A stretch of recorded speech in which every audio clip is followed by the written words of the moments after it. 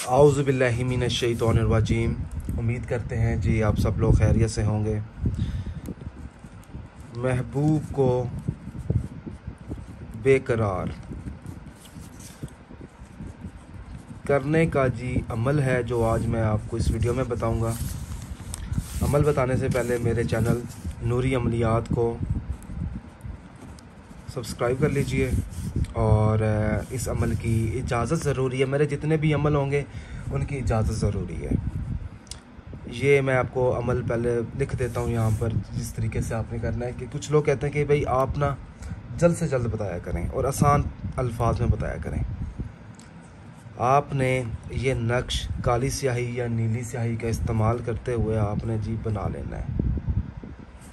उसके बाद आपने अमल करते हुए ये लिखते हुए अपना मतलबा मकसद अपने जहन में रखना है।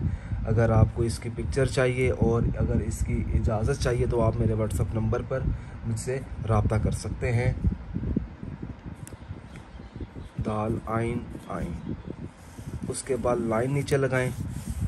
उसके बाद आपने करना ये है कि फ़लाँ में अपने महबूब का नाम बिन लगा कर जी उसकी वालदा मोहतरमा का नाम आएगा। यहाँ पर आपके महबूब का नाम आ गया, यहाँ पर उसकी वालदा का नाम आ गया, अली अलहुब आ गया, फिर फ़लाँ में आ गया अपना नाम आ गया, बिन लगा कर अपनी वालदा मोहतरमा का नाम लगा दें अलहुब। अगर आप महबूब से शादी करना चाहते हैं जायज़ तरीके के साथ तो वो आपसे शादी करें, निकाह करें। इस मकसद को आपने कामयाब करने के लिए इसका इस्तेमाल करना है। अच्छा जी, इसका मैं आपको इस्तेमाल बता दूं। इस्तेमाल का तरीका मैं बता देता हूं। चिराग बनाना है आपने, और आपने ये जो नक्श जो लिखना है दो तरीके हो सकते हैं। आप महबूब के कपड़ा भी ले सकते हैं, ठीक है, और कपड़े के ऊपर इस नक्श को लिख कर आप उसका चिराग बनाकर जला सकते हैं किसी भी तेल में, ठीक है। अच्छा, जो चिराग बनाना है ना वो 7 दिन बनाना है आपने चिराग।